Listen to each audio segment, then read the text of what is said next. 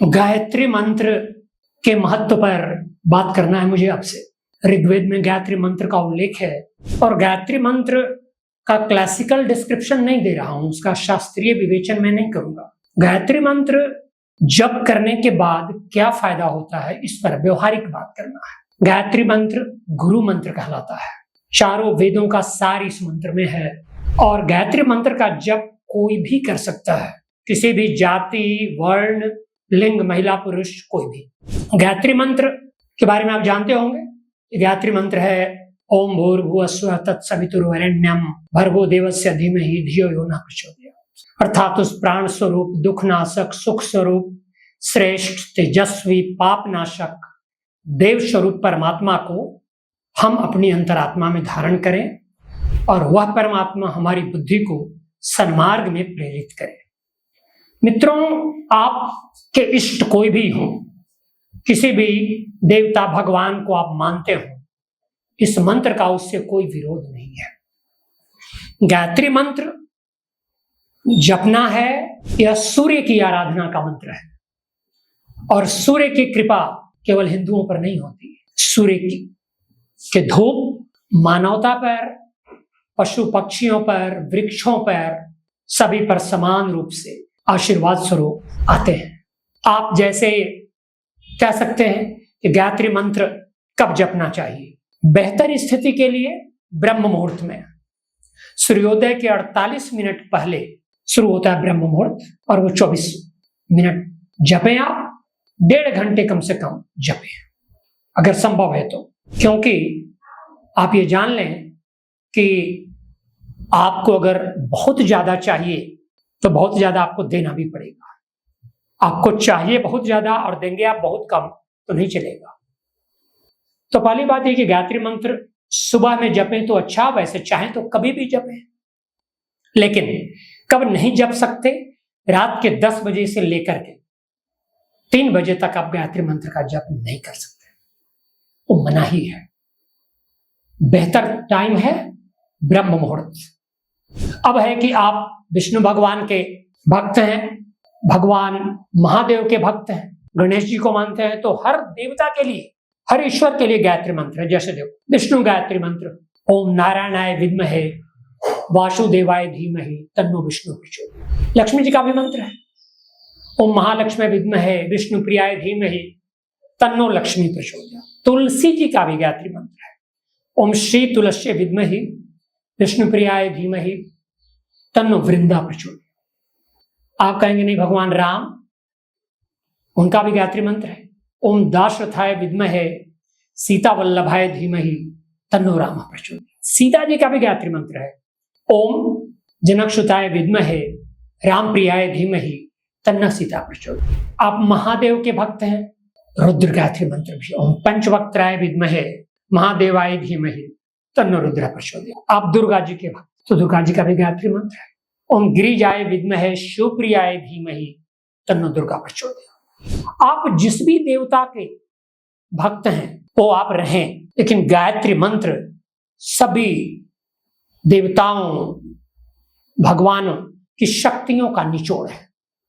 अब बात जा रहे हैं कि सूर्य गायत्री मंत्र भी है ओम भास्कराय विद्महे दिवाकराय धीमहि तन्नो सूर्य प्रचोदयात्।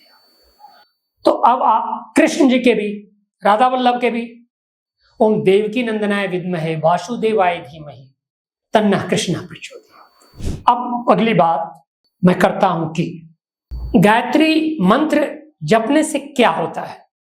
सीधी सी बात, आप छोटी छोटी बातें ईश्वर से न मांगिएगा कि मेरी नौकरी दे दो, मेरे मुकदमे में मैं जीत जाऊं, एग्जाम पास कर जाऊं, मेरा जमीन का रजिस्ट्री हो जाए। नहीं, समंदर से एक चम्मच पानी नहीं मांगा करते, बड़ी चीजें मांगने आना चाहिए। जैसे एक राजा की मदद किया था कभी एक गरीब किसान ने। राजा ने कहा था कभी आना, कोई दिक्कत होगी तो।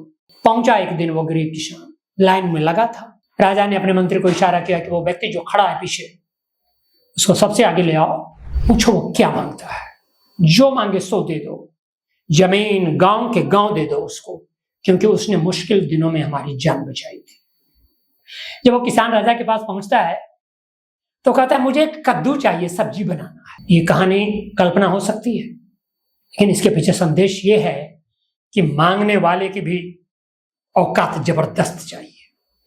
आप गायत्री मंत्र के माध्यम से ऊर्जा मांगिए, एनर्जी, प्रतिभा।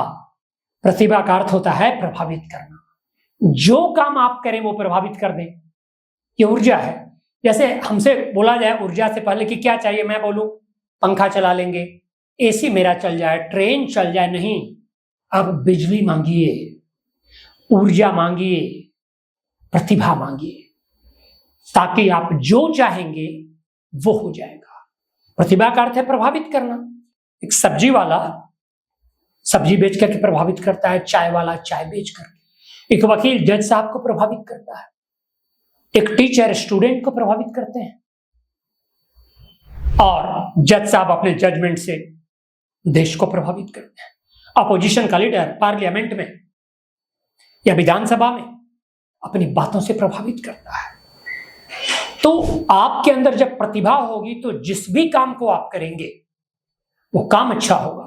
तो आप जब मांगिएगा तो कोई पर्टिकुलर चीज मत मांगिएगा, मन ही मन मांगना है। किसी व्यक्ति से ना मांगिएगा, अपना दुख ईश्वर के सामने ही रखिएगा अकेले में, व्यक्ति तो हंसी उड़ाएंगे। आप अपनी बात कह लीजिएगा तो क्या मांगिएगा। आप अगर काउंटिंग करना चाहते हैं तो 6 चीजें मांगिए: आधिपत्य, वीर्य, यश, श्री, ज्ञान और वैराग्य। ये ईश्वर के 6 गुण हैं न्याय दर्शन में। और एक शब्दों में मांगना है तो प्रतिभा मांगिए, टैलेंट, प्रभावित करना जिसको कहते हैं। मैं जिस भी काम को करूं उसमें मैं प्रभावित करता हूं। अब इससे गायत्री मंत्र सीधे सद्बुद्धि देते हैं, वो आप बात करके प्रभावित कर देंगे। इसलिए गायत्री मंत्र का जप किसी के लिए भी उत्तम है। तुलसी की माला से 108 इसमें मनके होते हैं, दाने होते हैं। एक बार करेंगे आप तो शुरू में आपको 6 मिनट लगेगा। एक्सपर्ट हैं अगर आप तो 5 मिनट लगता है। ये उसमें दावा है, प्रतिभावान बनता है।